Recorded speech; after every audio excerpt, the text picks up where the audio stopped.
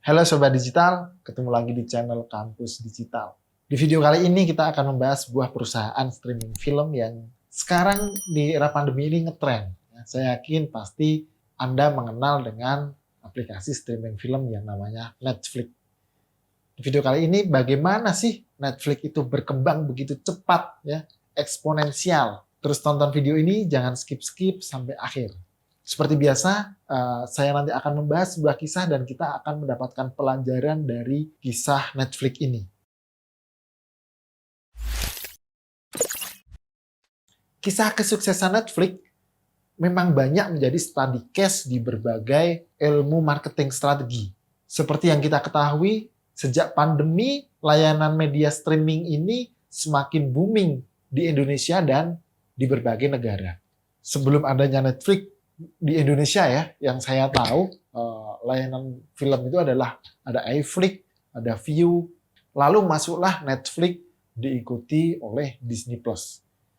Saya akan bahas secara ringkas strategi pemasaran yang digunakan Netflix dalam meningkatkan hubungan dengan pelanggan mereka.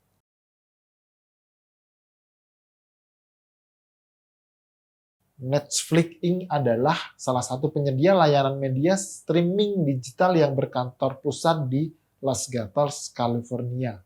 Didirikan pada tahun 1997 oleh Reed Hastings dan Mark Randolph di Scott Valley, California.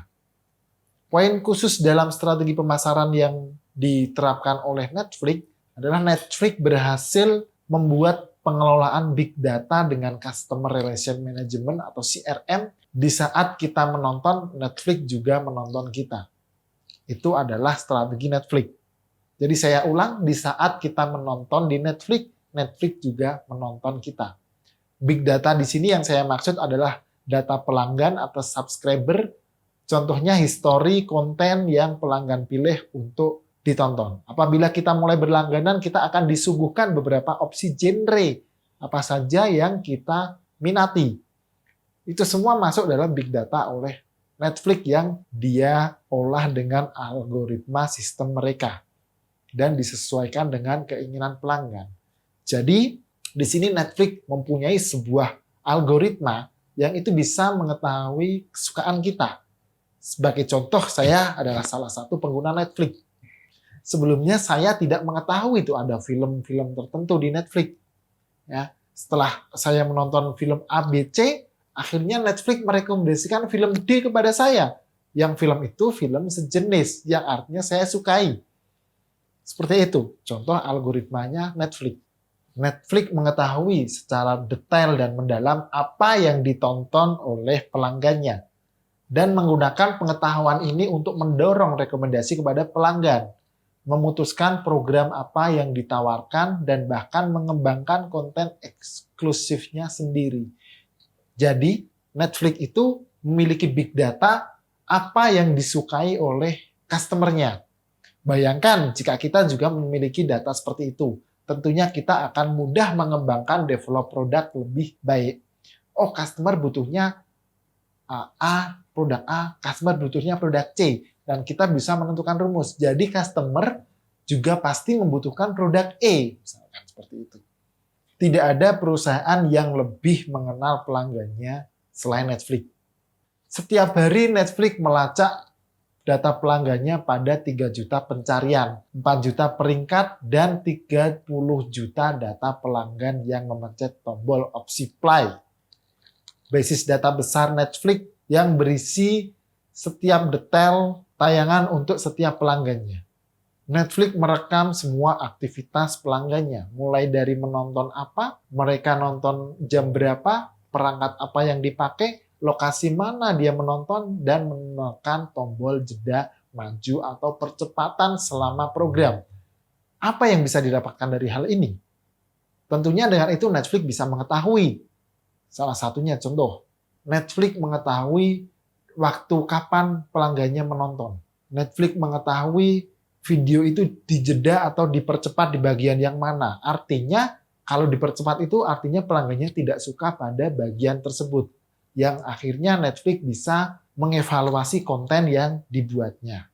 Netflix melengkapi database yang sudah sangat besar ini dengan informasi konsumen yang dibeli dari Nielsen, Facebook, Twitter, dan sumber lainnya. Akhirnya, perusahaan mempekerjakan para ahli untuk mengklasifikasi setiap video pada ratusan karakteristik. Jadi, Netflix ini sudah mengelompokkan karakteristik para pelanggannya. Oh, si A, kelompok ini sukanya seperti ini. Si B, kelompok ini sukanya di sini, masuknya seperti itu. Seperti bakat, aksi, nada, genre, warna, volume, pemandangan, dan banyak lagi.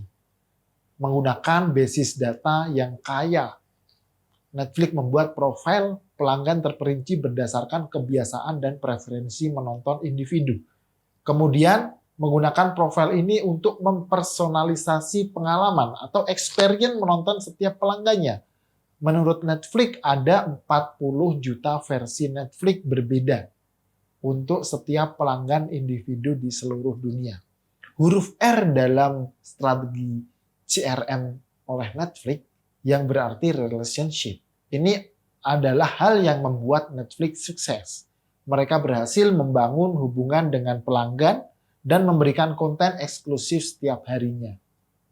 Misalkan Netflix menggunakan data tentang riwayat penayangan untuk membuat rekomendasi yang personalisasi, mengarungi 60.000 judul untuk memutuskan apa yang ditonton akan bisa sangat melelahkan. Jadi ketika pelanggan baru mendaftar, Netflix meminta mereka untuk menilai minat mereka terhadap apakah? Terhadap genre, TV, yang itu sudah ditiru oleh beberapa platform lainnya sekarang. Jadi Netflix melakukan semacam riset terlebih dahulu pada pelanggan awalnya. Sebelum tahun 2007, Netflix mengoleksi data seperti customer ID, movie ID, ratingnya, dan waktu menontonnya. Baru setelah tahun itu, semakin banyak data-data yang di-grab oleh Netflix. Tapi itu baru permulaan. Saat pelanggan menonton dan menilai semakin banyak konten video, dan saat Netflix mempelajari detail perilaku menonton mereka, prediksi menjadi semakin akurat. Netflix seringkali mengetahui preferensi penonton pelanggan individu lebih baik daripada pelanggan itu sendiri. Seberapa akurat rekomendasi Netflix ini? 75% aktivitas menonton dihasilkan dari saran-saran tersebut. Itu penting.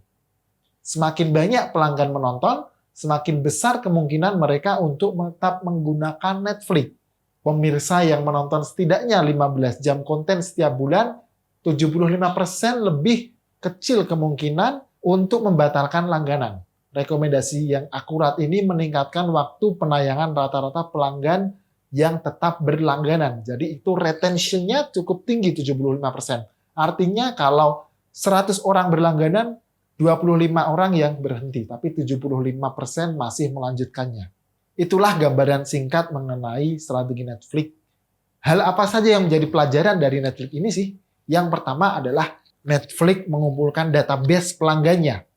Dengan database itu, Netflix menciptakan berbagai inovasi untuk memberikan konten dan produk terbaik untuk pelanggannya, yang akhirnya tepat sasaran.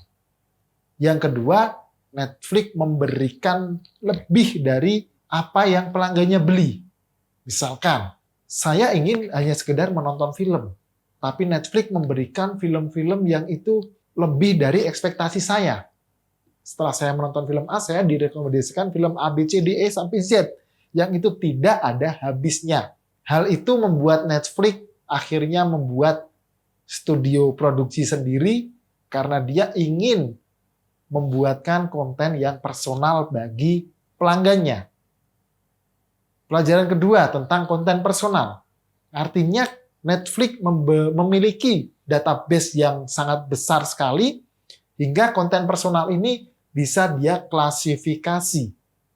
Artinya dia memberikan produk yang tepat pada setiap penggunanya. Yang ketiga adalah dengan ini Netflix sangat menjaga customer retention bagi pelanggannya. Terbukti 75% pelanggannya mau melanjutkan berlangganan. Oke, itu 3 hal yang bisa kita ambil dari strategi pemasaran Netflix. Kalau video ini bermanfaat, jangan lupa like, share, bunyikan lonceng untuk mendapatkan video-video terbaru dari Kampus Digital. Sampai jumpa di video-video selanjutnya.